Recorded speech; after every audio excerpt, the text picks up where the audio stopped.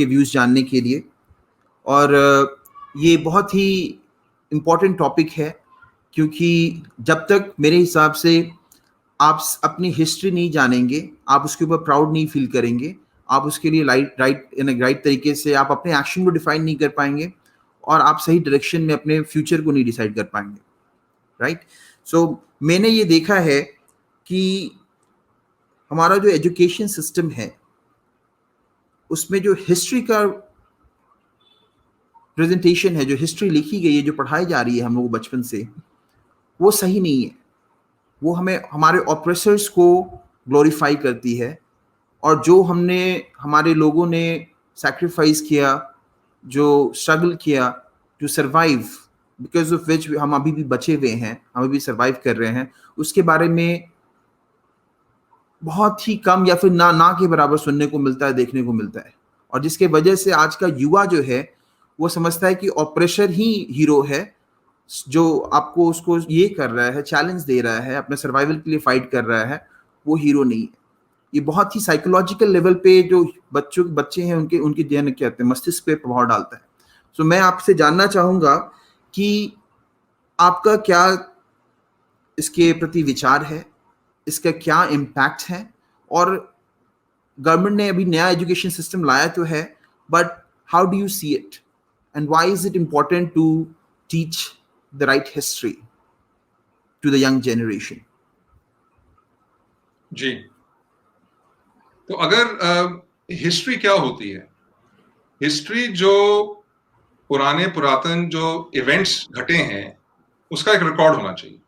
That's right. ठीक है, जैसे आपकी जो अकाउंट्स की बुक होती है, आप साल के एंड पे वो अकाउंट्स की बुक क्लोज करते हैं, जो लोग कंपनी चलाते हैं उनको पता होगा, जो आप बैलेंस शीट बनाते हैं, तो जो आपकी बुक कीपिंग होती है वो सिर्फ एक रिकॉर्ड होती है कि आपके क्या ट्रांजैक्शंस हुए, एग्जैक्ट फैक्चुअल रिकॉर्ड्स। तो जब वो रिकॉर्ड्स बनते हैं तो आप डिसाइड करते हो, आपको दिखता है कि प्रॉफिट हुआ, लॉस हुआ, ओवरऑल बैलेंस शीट क्या है, एसेट्स क्या है, लायबिलिटीज क्या है, और फिर वहां से आप डिसाइड कर सकते हैं कि आपको बिजनेस को कौन से डायरेक्शन में लेके जाना है। एग्जैक्टली। तो जब तक आपके पास अपनी हिस्ट्री का रिकॉर्ड नहीं होगा, फैक्चुअल रिकॉर्ड नहीं होगा, आपको कैसे पता चलेगा कि इवेंट्स क्या हुए, आपने उन इवेंट्स पे कैसे रिएक्ट किया, वो रिएक्शन सही थे या गलत थे, उस टाइम के संदर्भ में करेक्ट थे कि नहीं थे, उनका आज क्या महत्व है और आगे क्या होगा। तो आप एक बहुत ही अंग्रेजी में एक कहावत है, those who forget history are doomed to repeat it, कि जो लोग अपना इतिहास भूल जाते हैं उनको फिर वो रिपीट करना पड़ता है ऑन ग्राउंड। Yes. और जो भी मिस्टेक्स आपने पिछली बार की वो फिर से करनी पड़ेंगी, और इस बार पिछली बार आप शायद लकी हो गए, आप बच गए, इस बार शायद आप ना बचे। राइट। तो पिछली बार तुक्का लग गया, आप बच गए, इस बार आप शायद ना बचे। तो हमारी हिस्ट्री बहुत ही डिस्टॉर्टेड है, और मुझे भी नहीं पता था 5-6 साल पहले तक कितनी डिस्टॉर्टेड है। जब बचपन में हम पढ़ते थे तो हमें लगता था कि कुछ गलतियां हैं इसमें, बट हम अमरचिता कथा पढ़ते थे और फिर वहां की जो डिस्क्रिप्शंस होती थी, जो हमारी हिस्ट्री बुक्स में होती थी, उसमें कंप्लीट डिफरेंस होता था। फिर हमें ये भी बताया जाता था कि हिंदू बुरे होते हैं, Hindu rate of growth, economics में हमें बताया जाता था हिंदू रेट ऑफ ग्रोथ। तो बाद में जब हम बाहर गए, हमने दुनिया देखी, हमने बाहर के लोगों से बिजनेस किया, बातें की, अपने लोगों के साथ की, तो हमें पता चला कि हमारी जो हिस्ट्री है वो बहुत ही बुरी तरह से डिस्टॉर्टेड है। और ये डिस्टॉर्शन आक्रांताओं ने नहीं की है, आक्रांताएं तो करते रहते हैं। अगर आप मुगल हिस्ट्री को देखें तो उन्होंने ठीक से रिकॉर्ड किया कि भैया सो एंड सो पीरियड में जनापनाह ने बोला था कि हर साल 1 लाख हिंदुओं को मारो, और हमने 10 साल का उनको रिकॉर्ड दिया कि भैया इस साल में हमने इतने मारे, इस साल में हमने इतने मारे, इस साल में हमने इतने मारे। जनापनाह ने हुक्म दिया था कि इतने सारे ब्राह्मणों का जनेऊ जलाओ, हमने इतने किलो ब्राह्मणों के जनेऊ जलाए। अगर हमने 10 किलो ब्राह्मणों के जनेऊ जलाए तो आप सोच सकते हैं कितने ब्राह्मण मारे होंगे। Exactly. हमने इतने टेम्पल्स डिस्ट्रॉय किए। उन्होंने पूरे रिकॉर्ड्स बनाए हुए हैं। उन्होंने तो अपनी हिस्ट्री लिखी है, ये उनकी हिस्ट्री है, उन्होंने लिखी है।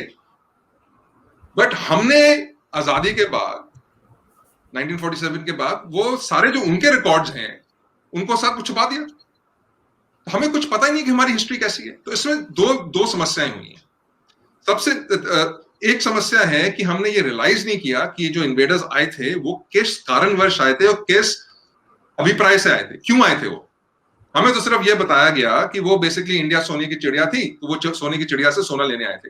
गलत, सिर्फ उसके लिए नहीं आए थे, वो अपने रिलीजन इस्लाम को प्रोपेगेट करने आए थे as per as the book. उनकी एक किताब है जिसका नाम कुरान है। कुरान में बहुत क्लियरली लिखा हुआ है कि आपका एकमात्र काम काफिर को या तो इस्लामी बनाओ या काफिर को खत्म करो। ये उनका एकमात्र काम है। तो उस एकमात्र काम को करने के लिए वो आए थे, और बीच में उन्होंने पैसे वैसे ले लिए क्योंकि उनकी कुरान कहती है कि आप ये कर सकते हैं। पर जब तक आपको ये बताया नहीं जाएगा, जब आपको पता नहीं होगा कि जो आपका दुश्मन है उसका ऑब्जेक्टिव क्या है और क्यों है, आप स्ट्रेटजीज कैसे बनाएंगे उसको काउंटर करने की। और ये गलती हमारे राजाओं ने भी की। हमारे राजाओं ने भी ये गलतियां की उस टाइम पे, क्योंकि वो उन्होंने रियलाइज नहीं किया कि उनका जो ऑब्जेक्ट था ये एक होली वॉर थी, सो कॉल्ड होली वॉर थी। उन्होंने ये रियलाइज नहीं किया, उनको लगा कि एक शॉर्ट टर्म वॉर है। तो ये सारे मिस्टेक्स हमको सीखने चाहिए थे। That is number one. Number two, the जो एक्सटेंट है जेनोसाइड का, कि कितने लोगों को मारा, अभी निकल के आ रहा है कि somewhere that number is 100 million. तो 100 मिलियन कितना होता है, 10 लाख करोड़ 100 मिलियन 10 करोड़ होता है। हाँ, 1 मिलियन इज 10 है, ये 10 करोड़ हो गया। तो 10 करोड़ से लेकर 30 करोड़ लोगों को उन्होंने मारा है। ठीक है, that is the total size of the genocide. और हमें इसके रिकॉर्ड्स बनाने चाहिए, जैसे जूज ने हॉलोकॉस्ट पे रिकॉर्ड्स बनाए हैं, म्यूजियम्स क्रिएट किए हैं, हमें भी करना चाहिए। तो लोगों ने कोशिश की है, छोटे छोटे कोशिश हो रही है, मैं उनको बताता हूँ। तो हमें जो हिंदू जेनोसाइड हुई है उसका साइज नहीं पता। जब तक आपको पता नहीं है कि हिंदू जेनोसाइड का साइज क्या है, तब तक आपको कैसे रियलाइज होगा कि कितना बड़ा जेनोसाइड था। और ये जेनोसाइड आज भी हो रहा है। आज भी वही उन्हीं इश्यूज पे एक स्लाइडली छोटे तबके पे वो जेनोसाइड हो रहा है, आज भी हो रहा है। तो जब तक हमें पता नहीं होगा कि हिंदू जेनोसाइड का जो साइज है वो कितना है, हम समझेंगे कैसे कि इसके ड्राइवर्स क्या है। तो that is another point. Third point is कि हम एक्चुअली काफी सारी बैटल्स जीते हैं। अगर आप पूरी की पूरी मुगल हिस्ट्री ले लीजिए, अगर और उसको पूरा इंडियन हिस्ट्री के संदर्भ में दीजिए, हमारी हिस्ट्री शुरू होती है way back in around 20,000 BC। जहां तक रामायण का सवाल है, नीलेश ओक जी ने रामायण को 12,309 BC तक उन्होंने एस्टैब्लिश किया है कि 12,309 BC में रामायण हुई थी। और उससे पहले एटलीस्ट 5,000-6,000 years ago, उससे पहले वैदिक सिविलाइजेशन शुरू हुई थी। तो हमारी हिस्ट्री 20-25 हजार साल पुरानी है मिनिमम। नाउ उसमें से जो मुगल पीरियड है रफली 180 साल का पीरियड है, और उस पीरियड में भी उनका जो पूरा कंट्रोल था भारत में, only for about 30 years did they have a very large control. बाकी पीरियड ऑफ टाइम उनको बुरी तरह से हराया गया था। तो वी डोंट नो दैट।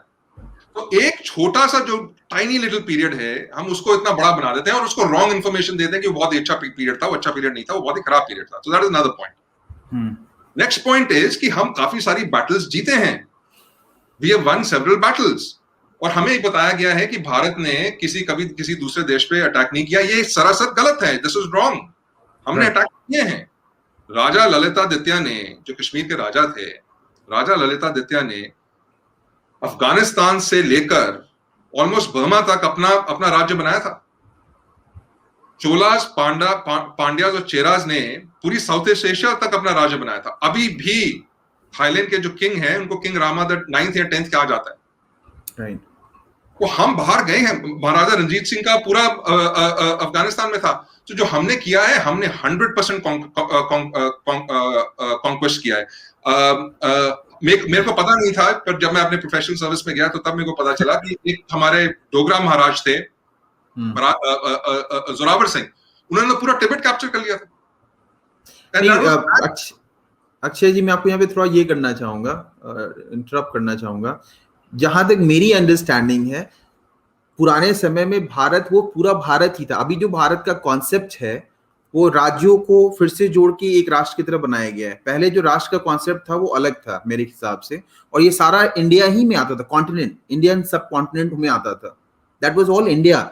मेरे हिसाब से तो सब टूटे हैं, जैसे जैसे लोगों का ऑर्गेनाइजेशन खत्म, लोग आपस में जुड़ना कम किए, अपने अपने में रहने लगे। जैसे आजकल के जो हम देख रहे हैं कि हिंदू कैसे अभी अपने छोटे अपना सिर्फ पर्सनल इंटरेस्ट देख रहा है, उसी तरह राजा भी अपने पर्सनल इंटरेस्ट देखने लगे और बाद में अटैक होते चले गए, वो इंडिया से टूटते चले गए। That's how I see it.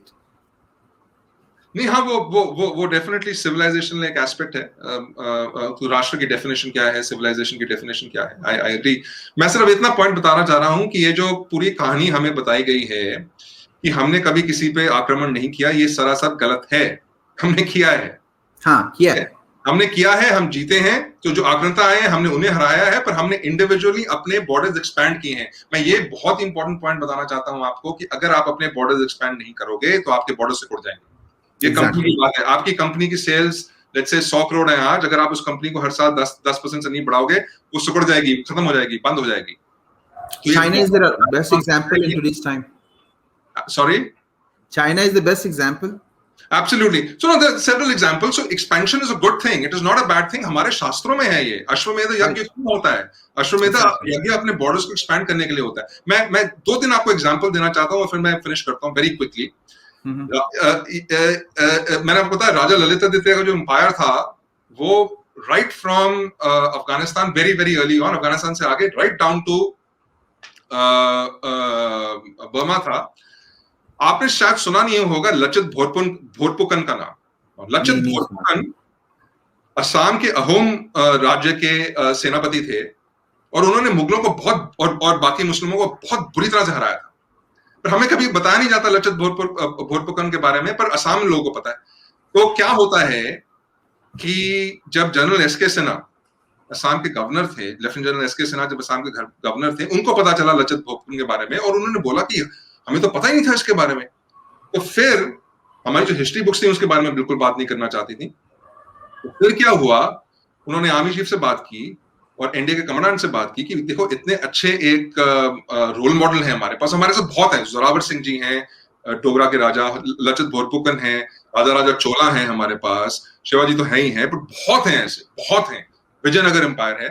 तो उन्होंने लचित बोरफुकन का एक स्टैचू बनाया एनडीए में, नेशनल डिफेंस अकेडमी खड़गवासला में, और जो एनडीए का जो पासिंग आउट परेड पे जो गोल्ड मेडल होता है उसको लचित बोरफुकन गोल्ड मेडल कहते हैं। पर अगर आप फौज में जाएंगे तो आप देखेंगे कि जो इंडिविजुअल रेजिमेंट्स हैं उनके इतिहास में सब कुछ प्रिजर्व्ड है। जो fourth battalion of the Jammu and Kashmir rifles है, अभी भी तिब्बत का फ्लैग वो रखते हैं और चाइना का फ्लैग भी उनके मेस में है क्योंकि उन्होंने कैप्चर किए हुए थे वो राजा। तो अगर आप विजयनगर एम्पायर देख लीजिए, विजयनगर एम्पायर कहां से शुरू हुआ, एक फ्रॉम नथिंग इट स्टार्टेड। हमें शिवाजी की कहानी पता है, but Vijayanagar also started exactly in the same way. एक ऋषि थे जिनका नाम विद्यानारायण स्वामी था। उन्होंने हरिहरा को बोला कि तुम जब मुस्लिम्स डेक्कन में आ गए थे, उन्होंने बहुत बहुत डिस्ट्रक्शन की थी। तो विजयनगर एम्पायर फिर वहां से शुरू हुआ और विजयनगर एम्पायर अपनी पीक पे दुनिया का सबसे प्रॉस्परस एम्पायर था। जो सिटी थी विजयनगर, वो एक गोल्डन सिटी थी, पूरी दुनिया को पता था। बट और उन्होंने बहुत बैटल्स जीती, बट अनफॉर्चुनेटली उनके एक जनरल ने, जो एक मुस्लिम थे, उन्होंने एक वॉर में महाराजा दी जात से उन्होंने बिट्रेल किया और वो वॉर हार गए। और फिर मुस्लिम फोर्सेस को महीनों लग गए विजयनगर को डिस्ट्रॉय करने की कोशिश में। उन्होंने कैनन्स यूज किए डिस्ट्रॉय करने के लिए, पर वो नहीं कर पाए जो वो थे, और कितने लोगों को मारा। तो ये हमारी हिस्ट्री में है ही नहीं। तो this has to come out, this is very very important and it is absolutely essential to come out. आपका पॉइंट था एजुकेशन पॉलिसी चेंज हुई है, नहीं, कुछ नहीं हुआ है। जो न्यू एजुकेशन पॉलिसी है उसका ड्राफ्ट आया है। इनफैक्ट लोगों ने उनको स्टडी किया है, मैं भी एक कमेटी में था जिसने वो स्टडी किया है, और हमारा ये कंक्लूजन है कि ये एक्चुअली काफी डेंजरस पॉलिसी है, क्योंकि इसमें जो सो कॉल्ड जो लिबरल आइडियाज हैं जो वेस्ट से हम इंपोर्ट कर रहे हैं वो बहुत स्ट्रांग है। तो अभी तक जो हमारी यूनिवर्सिटीज हैं, टू सम एक्सटेंट जो हमारे आईआईटीज एंड ऑल हैं, आईआईटी मद्रास में तो ऑलरेडी हो रहा है, बट बाकी जो आईआईटीज हैं वो जेएनयू बनने से बचे हुए हैं। आईआईटी मद्रास में ऑलरेडी हो रहा है, उसको जेएनयू बनाने की कोशिश हो रही है। पर अभी हमारी जो न्यू एजुकेशन पॉलिसी है एनईपी 2020, उसमें ये जो लिबरल आर्ट्स का ये जो चीज है वो हमारे सारे IITs को JNU बना देगी। तो there are very serious problems with the NAP, बहुत ही सीरियस प्रॉब्लम्स हैं, वो हम स्पेसिफिकली डिस्कस कर सकते हैं अगर आप चाहें। मैं लास्टली एक पॉइंट करूंगा, एक अच्छी चीज हुई है, जो यूनिवर्सिटी ग्रांट्स कमीशन है, जो यूनिवर्सिटीज का कोर्सेज डिसाइड करता है, उसने हिस्ट्री का सिलेबस चेंज कर दिया। That has happened. However, वो सिर्फ कॉलेज लेवल से हुआ है, तो अगर आप हिस्ट्री BA हिस्ट्री करेंगे, हिस्ट्री ऑनर्स करें, तो तब आपको वो होगा, पर वो भी सारे कॉलेजेस, सारी यूनिवर्सिटीज उसको अडॉप्ट नहीं करेंगे। It is in the sense of recommendation. उन्होंने चेंज कर दिया है, पर सारे लोग उसको अडॉप्ट नहीं करेंगे। तो कैसे सारे कॉलेजेस को अडॉप्ट किया जाए, वो एक बात है। पर आपकी जो बाकी जनरेशन है, जो आपकी 99% ऑफ द लोग हैं जो क्लास 12 के बाद हिस्ट्री नहीं पढ़ेंगे, उनको तो अभी भी NCERT की गलत हिस्ट्री पढ़ाई जा रही है, तो वो चेंज करना बहुत जरूरी है। एग्जैक्टली। नाउ इससे मेरा एक और क्वेश्चन है, जो हमारे यहाँ हिस्ट्री के डिपार्टमेंट में PhDs करते हैं लोग, तो उनको इन सब सब्जेक्ट्स में एक्सप्लोरेशन करना चाहिए ना। हमारे यहाँ PhD का जो मेथोडोलॉजी है ना, जो प्रोसेस है PhD करने का, ये बहुत ही स्टीरियोटाइप है।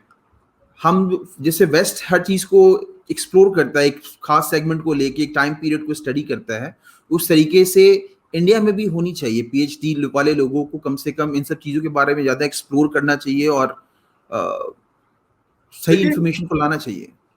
हाँ, तो देखिए, इसमें समस्या ये है कि आपका जो ढांचा है, जो एकेडमिक ढांचा है, वो एक कंप्लीटली रॉन्ग हिस्ट्री बता रहा है। जब आप PhD करते हैं, जब आप अपने थीसिस को प्रूव कराने जाते हैं और जब आप वाइवा देते हैं एक उसमें, जो आपके जो प्रोफेसर्स हैं जो सवाल पूछेंगे, वो तो बोलेंगे कि मुगल्स अच्छे थे, आप कह रहे हैं मुगल्स बुरे हैं, तो कौन जीतेगा? So you have to understand. तो जब तक आपके कोर्स में ही लिखा हुआ है कि आपने एस्टैब्लिश कर दिया है कि मुगल्स अच्छे थे, फॉर एग्जाम्पल, कि भारतीयों ने कभी अटैक नहीं किया, कि जौहर बुरी चीज थी या सती बहुत होती थी, जो भी सारे रॉन्ग चीजें हैं, आप आर्यन इन्वेजन थ्योरी पे ले जाएं, तो आपने बोल दिया कि भैया एक आर्यन इन्वेजन थ्योरी थी, आर्यंस आए थे। That is completely been discredited now. और आपकी हिस्ट्री बुक्स में तो लिखा हुआ है और आपके जो प्रोफेसर्स हैं वो भी ये मानते हैं। तो अगर आप उस पर कोई पेपर लिखेंगे तो बोलेंगे कि भैया दिस इज रॉन्ग, और सारे जो साइटेशंस होंगे उस पर रॉन्ग होंगे। तो इसको चेंज करने के लिए सिर्फ do PhD is better is fine, पर जब आपका पूरा ढांचा, when the understanding of history and when the known history की भैया is 100% opposite to the real history, the only solution is to change the real history. तो आपको क्या करना पड़ेगा? आपको पब्लिक में लानी पड़ेगी जो सही हिस्ट्री है। मैं आपको एक एग्जांपल बता दूं। एक आदमी बड़ी आसानी से कर सकता है, उनका नाम नरेंद्र मोदी। वो हर महीने वो क्या करते हैं, मन की बात करते हैं ना, हर महीने एक हिस्ट्री के टॉपिक को ले लें, हर भारत के हर कोने से। एक बार ललित भोजपुरन के बारे में बात करें, दूसरी बार कृष्णदेवराय के बारे में बात करें, तीसरी बार राजा राजा चोला के बारे में बात करें। अभी तो उनको राजा राजा चोला के बारे में बहुत बात करनी चाहिए, क्योंकि तमिलनाडु में इलेक्शन आ रहे हैं। तो ललित भोजपुरन के बारे में बहुत बात करनी चाहिए, क्योंकि बंगाल असम में इलेक्शन आ रहे हैं। तो वो अगर वो कहते हैं कि देखो भैया ये हिस्ट्री चेंज करने में मेरा इंटरेस्ट नहीं, अरे उसकी बात तो करें आप ही आचार्य बन जाए, आप ही सिखा दें अपने मन की बात से, उसके बारे में ट्वीट करें। तो there are many things that can be done. लोग कहते हैं कि सिर्फ एजुकेशन मिनिस्टर ही चेंज कर सकता है। हाँ, बट हम बहुत सारे लोग उनको बाईपास करके चीजें कर सकते हैं। उसको पब्लिक में तो लाया जाए, बट प्रॉब्लम है कि उनको भी नहीं पता, because it's been so suppressed. एक बहुत ही अच्छी जगह है जहां से आपको इन्फॉर्मेशन मिल सकती है, आप फौज में जाइए, जो भी हमारी सारी रेजिमेंट्स हैं उनकी रेजिमेंटल हिस्ट्रीज ढूंढिए, उसमें थोड़ी सी डॉक्यूमेंटेशन ज्यादा नहीं होगी पर उसमें होगी, क्योंकि डोगरा रेजिमेंट और जम्मू कश्मीर राइफल्स को जोरावर सिंह के बारे में पता है, उनको पता है, बट मद्रास को काकतियाज और विजयनगर के बारे में पता है कि नहीं, I am not so sure. True. Well, thank you very much Akshay ji for your insight first of all, and ये बहुत ज़रूरी है कि हम लोग सही हिस्ट्री को जानें, तभी हम देश को सही रिस्पॉन्सिबिलिटी के साथ जो है अपनी रिस्पॉन्सिबिलिटी को समझ पाएंगे कि देश जो है वो सिर्फ लेने के लिए नहीं बल्कि देने के लिए। It's about what you are going to contribute to the country to make it better place than what you got it. well, thank you. इसी के साथ मैं आपका, I'm sorry, yes, आप कुछ कहना चाह रहे हैं? एक और पॉइंट, क्योंकि मैं एक चैनल पे था पिछले हफ्ते और एक सवाल पूछा गया था, मुझसे पूछा गया था वासुदैव कुटुंबकम के बारे में। हाँ, भैया हम तो वासुदेव कुटुंबकम में विश्वास करते हैं, हम सबके साथ साथ रहना चाहते हैं। मैं उनको ये बताना चाहता हूँ कि जो वासुदेव कुटुंबकम है, ये Yes. पूरे विश्व और ब्रह्मांड के बारे में है, उसकी पूरी लाइफ स्ट्रक्चर के बारे में है। इसका मतलब Right. ये है कि हम जो मनुष्य हैं वो बाकी जीवों के साथ ठीक से रहे, वो ट्रीज के साथ ठीक से रहे, वो आसमान के साथ ठीक से रहे, वो पानी के साथ ठीक से रहे और एक इकोसिस्टम में रहे। उसका केवल इतना ही मतलब है। उसका मतलब ये नहीं है कि जो सारे मनुष्य हैं वो भी एक दूसरे के साथ हमेशा ठीक से रहना चाहिए, पर अगर एक अधर्मी है और एक धर्मी है तो धर्मी और अधर्मी में लड़ाई तो होगी, और धर्मियों के बीच में भी हो सकती है, क्योंकि एक धर्मी अपना किंगडम एक्सपैंड करना चाहेगा, दूसरा शायद वो भी एक्सपैंड करना चाहेगा, तो उसमें होगा। तो ये जो क्लैश है, ये जो वॉर है, war is a natural state of life. अगर आप पूरी ह्यूमन हिस्ट्री ले लीजिए, एक चीज ही कांस्टेंट है, वो है वॉर। उसमें कोई गलत चीज नहीं है। तो लोगों को ये समझाना पड़ेगा कि नथिंग रॉन्ग विद वॉर। हमने वॉर्स की हुई है, we were very good at war, हम बहुत ही, we were one of the best warriors, और war is absolutely fine. There is nothing wrong with war. Yeah. Thank you once again, Akshay ji, and thank you very much for giving your views on this. And मैं आपका बहुत बहुत धन्यवाद करता हूँ इसके लिए, आपके टाइम के लिए. And viewers, thank you very much for joining us as well. Please do share, like, and subscribe the channel, and do hit the notification bell too. To everyone, Har Har Mahadev, Jai Shri Ram, Bharat Mata Ki Jai.